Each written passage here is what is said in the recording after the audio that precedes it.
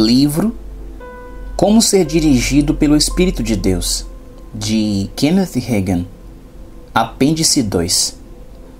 Este apêndice foi compilado e editado de uma transcrição das mensagens matinais que o irmão Hagin pregou durante as Cruzadas da Fé em Lakeland, Flórida, em 22 de janeiro de 2003, e também em Murrieta, Califórnia, em 10 e 11 de março de 2003, sendo guiado pelo Espírito de Deus em oração. Com toda a oração e súplica, orando em todo o tempo no Espírito, e para isto vigiando com toda perseverança e súplica por todos os santos. Efésios 6,18. Ensinando a matéria da oração por mais de 50 anos, eu sempre usei dois textos, João 15,7 e Efésios 6,18. Não existem textos melhores do que esses para ensinar sobre oração, pois eles são abrangentes. Tudo o que você quiser saber sobre oração pode ser encontrado nesses dois versículos. Perceba o que Jesus disse em João 15. Se permanecerdes em mim e as minhas palavras permanecerem em vós, pedireis o que quiserdes e vos será feito. Versículo 7. É um texto maravilhoso, não? Ele ensina como ter as orações respondidas a todo tempo. Se permanecerdes em mim e as minhas palavras permanecerem em vós. Veja bem, se você orar de acordo com a palavra, suas orações funcionarão. Muitas vezes temos orado em desacordo com a palavra de Deus. Estaremos na escuridão se não soubermos o que a palavra de Deus diz. Todavia, o conhecimento das palavras de Deus traz luz. Salmos 119 e 130. Reserve um tempo para meditar na palavra até que ela entre em você. Então, peça o que quiser e lhe será feito. Orando no Espírito. Outro versículo que gosto de usar quando estou ensinando sobre oração é Efésios 6,18. Paulo escreveu esta carta para cristãos cheios do Espírito na igreja de Éfeso, com toda a oração e súplica, orando em todo o tempo no Espírito e para isto vigiando com toda perseverança e súplica por todos os santos. A Bíblia Amplificada traduz a primeira parte desse versículo da seguinte forma: orando em todo o tempo, ou seja, em toda ocasião, em toda estação, no Espírito, com toda maneira de oração e súplica. Grifo do autor. O que significa orar no Espírito? Em 1 Coríntios 14 temos instruções a esse respeito. Pois quem fala em outra língua não fala a homens, senão a Deus, visto que ninguém o entende, e em espírito fala mistérios. Versículo 2. Pois quem fala em outra língua está falando com Deus. Bem, isso é oração, não é? Uma definição de oração é manter comunhão com o Pai. Portanto, Paulo está falando sobre oração aqui. A segunda parte do versículo diz: visto que ninguém o entende, e em espíritos fala mistérios. Paulo está falando sobre o orar no Espírito, sobre a oração em línguas. A última parte do versículo nos diz que a pessoa que ora no Espírito fala mistérios. O que significa? Bem, o mistério não está com Deus, pois Ele sabe todas as coisas. O mistério está conosco. Não sabemos de tudo. Às vezes nem sabemos orar por uma situação, a menos que o Senhor nos mostre ou nos dê revelação. Nós não sabemos orar como convém. Graças a Deus, o Espírito sabe. Se permitirmos, Ele nos ajudará a orar. Sendo guiado pelo Espírito em oração. Muitos de nós não temos aproveitado a orientação do Espírito em oração. Muitas vezes esgotamos o que poderíamos orar com nossas palavras. Depois de um tempo, nós já dissemos tudo o que sabíamos dizer. Se pararmos naquele ponto, nossa vida de oração será limitada ao que sabemos. Lembre-se de que Deus sabe todas as coisas. Ele sabe o que não sabemos. Ele quer nos ajudar a orar. Ao orar no Espírito, você vai conseguir completar a tarefa de uma maneira que não conseguiria se não tivesse orado. Vamos ver o que 1 Coríntios 14 nos diz sobre orar no Espírito. Porque se eu orar em outra língua, o meu espírito ora de fato, mas a minha mente fica infrutífera. Versículo 14. Nesse versículo, Paulo diz que se orarmos em outras línguas, nosso espírito ora. A Bíblia Amplificada diz: meu espírito, ou seja, pelo Espírito Santo que habita em mim, ora.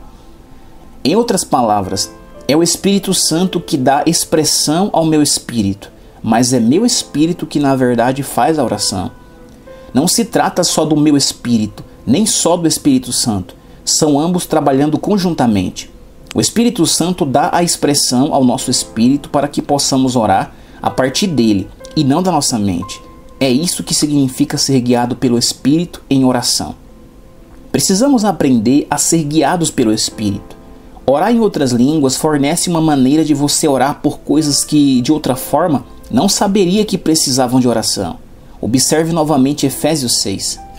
Com toda a oração e súplica, orando em todo o tempo no Espírito, e para isto vigiando com toda perseverança e súplica por todos os santos. Efésios 6,18, grifo do autor. Estudiosos do grego nos dizem que, de acordo com os manuscritos gregos originais, a primeira parte desse versículo diz, literalmente, orando sendo guiados pelo Espírito. Claro que essa oração traz consigo a ideia de orar no Espírito, mas também significa que o Espírito Santo vai guiá-lo a respeito de como orar. Ele pode guiar você de diversas formas em tempos diferentes. Embora duas situações sejam semelhantes, o Espírito Santo pode orientá-lo a orar de uma forma uma vez e de outra depois. Nem sempre podemos saber por que ele está nos guiando a orar de certa forma. O importante é seguir a orientação do Espírito. Ele vai mostrar a melhor forma de orar a respeito de cada situação. Busque a partir dele como ser guiado para orar em cada situação. Ele vai guiá-lo na direção correta. Por que precisamos orar? Algumas pessoas podem perguntar por que precisamos orar. Elas podem pensar, Deus já sabe todas as coisas, será que Ele não sabe do que eu preciso? Sim, Ele sabe, mas mesmo assim você ainda precisa orar. Deixe-me explicar por quê. No momento da criação, Deus fez o mundo e a sua plenitude, a prata, o ouro, em milhares de montanhas e tudo que está aqui na terra. Então Ele fez o homem, Adão. Deus disse, Adão, eu te dou domínio sobre as obras das minhas mãos. Adão teve domínio sobre todo o mundo. Ver Gênesis 1, 26 ao 28. Infelizmente, Adão cometeu a alta traição. Ele entregou tudo a Satanás. E a palavra de Deus nos diz em 2 Coríntios 4,4 que Satanás é o Deus deste século. Como ele se tornou o Deus deste século? Quando Adão cometeu a alta traição. Ele deu domínio a Satanás, que está dominando este mundo porque Adão o entregou. Graças a Deus, Jesus veio e restaurou a nós o domínio. Por que então precisamos orar? Vou dar 3 referências que no mínimo implicam nossa necessidade de orar. Em Mateus 6, do 5 ao 15, Jesus está ensinando sobre oração. Observe o que ele disse no versículo 8. Porque Deus, o vosso Pai, sabe o de que tendes necessidade, antes que lhe o peçais. Bem, se seu Pai sabe de que você tem necessidade, então por que Ele não manda? Por que você precisa pedir a Ele? O versículo 8 deixa claro que Jesus espera que nós peçamos ao Pai aquilo que precisamos. Esse versículo implica que Deus não enviará aquilo que você precisa, a menos que você peça. Agora veja Mateus 9. Aqui novamente Jesus está dando instruções a respeito da oração. E percorria Jesus todas as cidades e povoados, ensinando nas sinagogas, pregando o evangelho do reino e curando toda sorte de doenças e enfermidades. Vendo ele as multidões, compadeceu-se delas, porque estavam aflitas e exaustas, como ovelhas que não têm pastor. E então se dirigiu a seus discípulos. A seara na verdade é grande, mas os trabalhadores são poucos. Rogai, pois, ao Senhor da seara que mande trabalhadores para a sua seara. Versículo 35 ao 38. A quem pertence a seara? A seara é de Deus? Sim. Ele é o Senhor da seara? Sim. Ele quer trabalhadores? Sim. Se ele quer trabalhadores, por que não os envia? Que necessidade haveria de pedi-lo se ele quer enviar de qualquer forma? Ainda assim, Jesus claramente nos diz que nós devemos orar ao Pai para que ele envie trabalhadores. Esse texto bíblico implica que Deus não vai enviá-los a menos que o peçamos a Ele. Agora veja estes versículos de Mateus 18. Em verdade vos digo que tudo que ligardes na terra será ligado nos céus, e tudo que desligardes na terra será sido desligado nos céus. Em verdade também vos digo que se 2 dentre vós sobre a terra concordarem a respeito de qualquer coisa que porventura pedirem, ser-lhe-á concedida por meu Pai que está nos céus. Versículo 18 e 19. Perceba que Jesus está nos dizendo para fazer alguma coisa aqui na terra. Ele está nos dizendo para orar. Alguma coisa tem de acontecer na terra antes de o céu se mover. O versículo 19 nos diz o que tem que acontecer na terra. Se 2 dentre vós sobre a terra concordarem a respeito de qualquer coisa que porventura pedirem, eles têm de pedir, eles têm de orar. Romper em oração. É preciso haver uma ação na terra antes que os céus se movam. Então você pode notar que o Espírito Santo está procurando por pessoas que têm se dedicado à oração. Nós chamamos algumas vezes as pessoas de guerreiros de oração. Pessoas que se dedicam à oração com frequência percebem o Espírito de Deus se movendo pela terra enquanto ele tenta encontrar alguém a quem possa usar para romper em oração por algumas coisas. Por quê?